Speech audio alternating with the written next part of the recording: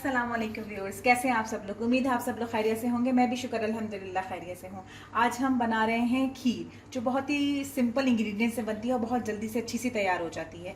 तो सबसे पहले हम इसके इंग्रेडिएंट्स की तरफ चलते हैं। सबसे पहले हम दुरूद शरीफ पढ़ लेते हैं ताकि हमारे खाने में बरकत हो। बिस्मिल्लाहिर्रहमानिर्रहीम। अल्लाहुम्मा सल्लि अला सय्यदिना मुहम्मदिन व आलि सय्यदिना मुहम्मदिन व बारिक वसल्लिम। तो इसके इंग्रेडिएंट्स की तरफ चलते हैं। तो इसके लिए ऑब्वियसली हमें सबसे पहले दूध चाहिए। ये मेरे पास 1.5 किलो दूध था जिसे मैंने बॉईल कर लिया है।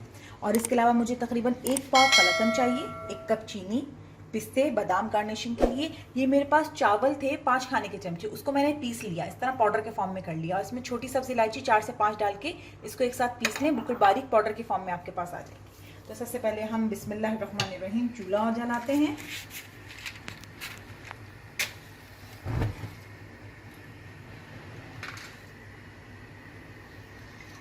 दूध देखिए मैंने बॉईल कर लिया था, तो इसके ऊपर कितनी ज़बरदस्त सी मलाई आ गई है।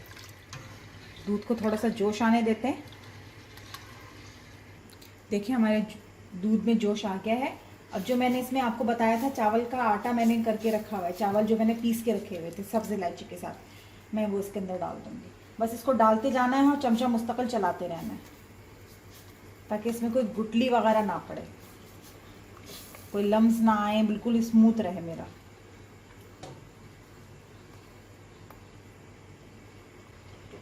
इसको बिल्कुल छोड़े नहीं, चावल डाल के ना, चावल का आटा डाल के इसको छोड़े नहीं, इसको थोड़ी देर चलाते रहें।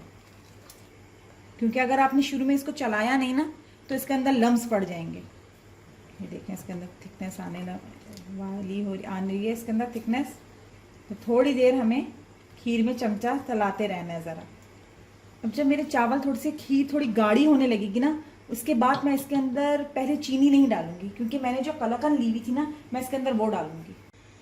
जी दूध देखिए मेरा गाढ़ा होने की तरफ आ रहा है।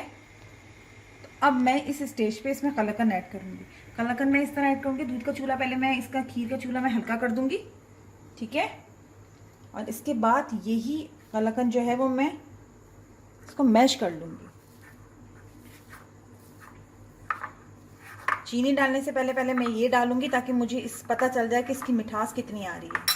इसको आप डाल के देखिएगा, इससे बहुत अच्छा सा टेस्ट आता है इसका। इसमें मैं यही दूध लेके,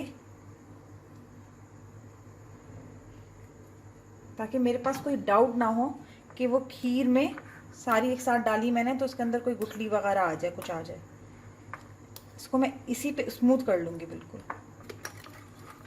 अब मैं इसको अपनी खीर में डाल,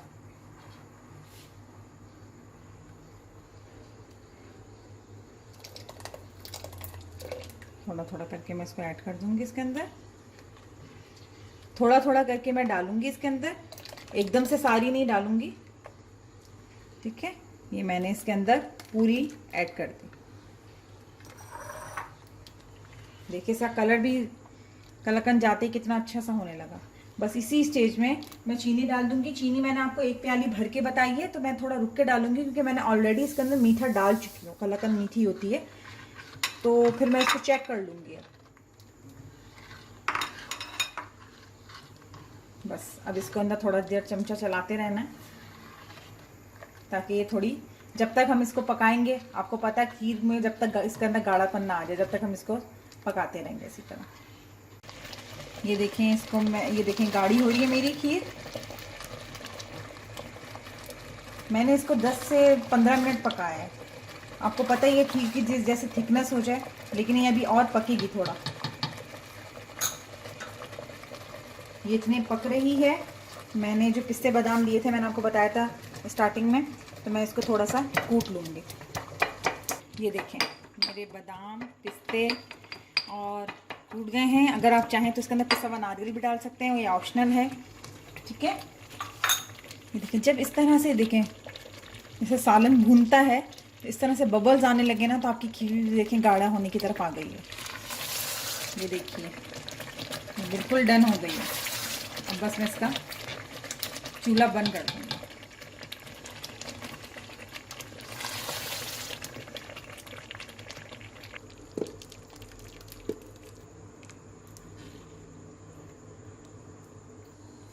जी ये देखिए ये मैंने खीर अपनी निकाल ली है।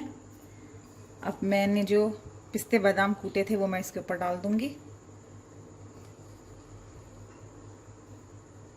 देखिए कितनी कम इंग्रेडिएंट से बहुत ही बेहतरीन सी खीर बनती है ये।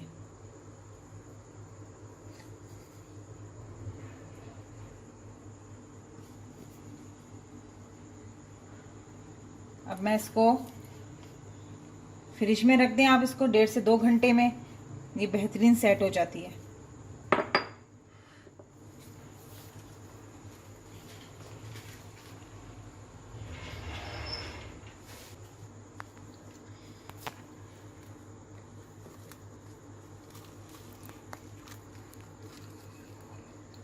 अब मैं इसको रैप करके इसको फ्रीज में ठंडा करने रख देती हूँ 1 से 1.5 घंटे के लिए।